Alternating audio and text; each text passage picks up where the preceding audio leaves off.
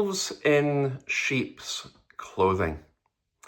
That's been the hugely appropriate theme for our reflections this week, as together we've dug into the rich and challenging soil of 2 Peter chapter 2, where Peter in his letter writes about and warns those to whom he is writing of false teachers and false prophets, of wolves in sheep's clothing.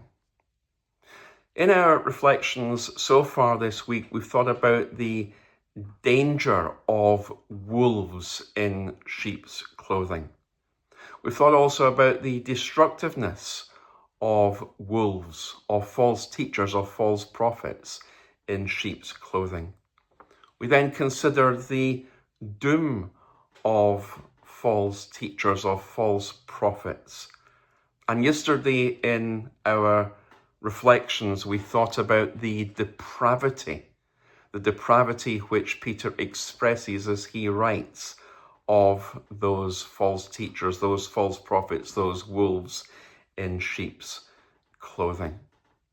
And in our concluding reflection today, under our theme, wolves in sheep's clothing, we're going to think about the deceptiveness or the deceptions of false teachers, of wolves in sheep's clothing.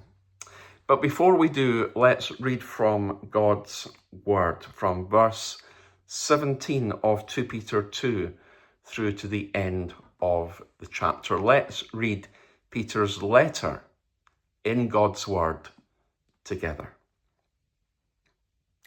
These are waterless springs and mists driven by a storm.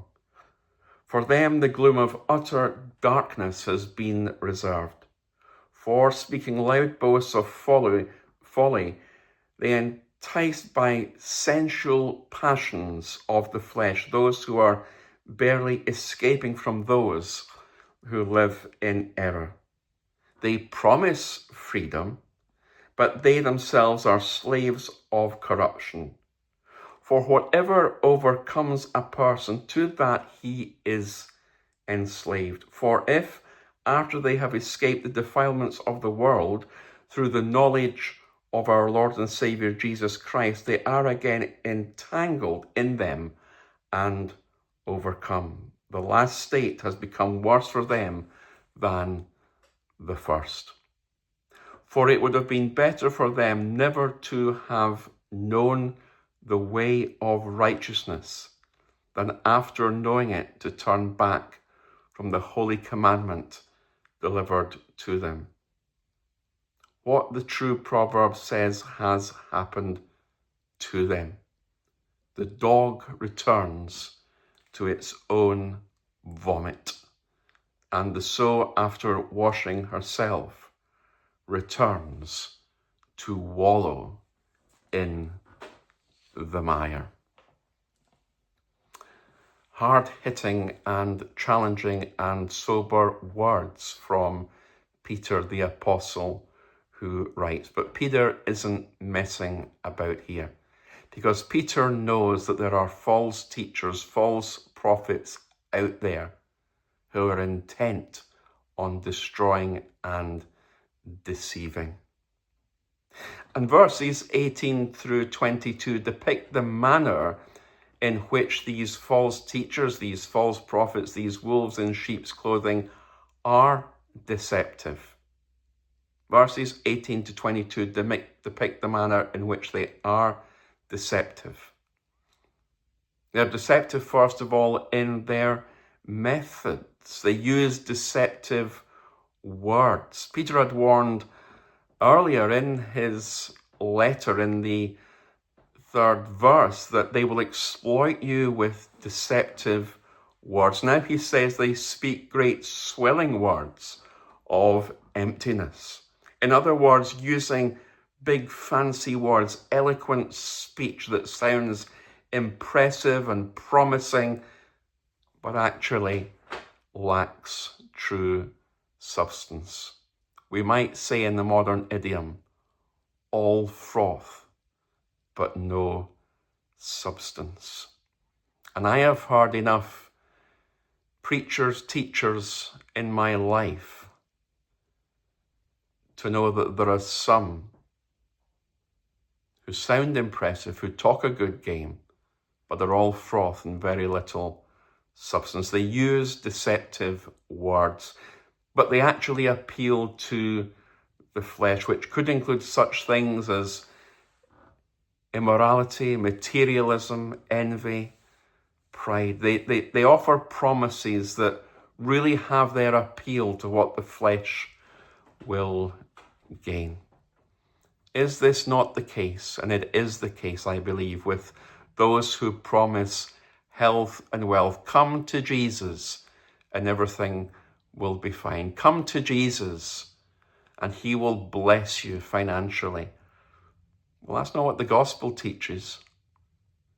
Because Jesus said, if anyone would come after me, he must deny himself, take up his cross and follow me. To be a Christian in 2025 is not easy.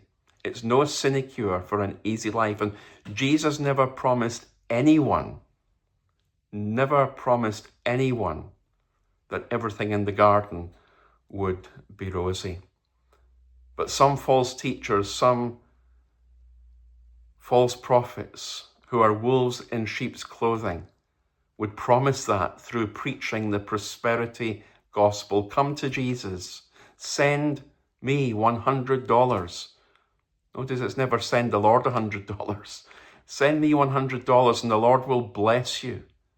That's not what the Bible teaches. And we need to be quite clear in how to handle these false prophets and false teachers.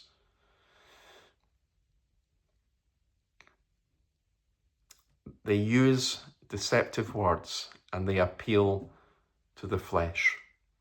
They're also deceptive in their promises. They promise liberty and freedom.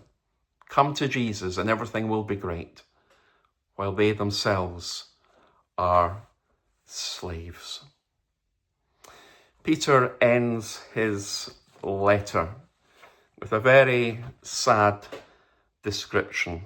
What the true proverb says has happened to them. The dog returns to his own vomit, and the sow, after washing herself, returns to wallow in the mire. False teachers, false prophets have no place in any church, have no place in the life of a Christian.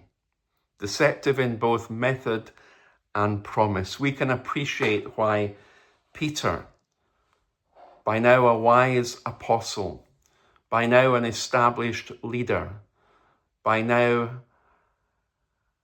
a respectable pastor, would spend so much time warning of false teachers and false prophets. He devoted an entire chapter of his letter to warn against false teachers and false prophets, of the deceptions that they can bring, the deceptions in their methods, in their words, in their appeal to the flesh, and in their promises. Peter devoted an entire chapter of his letter to this, so that to the Christians to whom he was writing would not be derailed in their faith. May we take with utter seriousness the challenge of 2 Peter chapter 2, so that we too would not be derailed in our faith, but would stand strong for Jesus Christ and on the bedrock of Scripture. God bless you.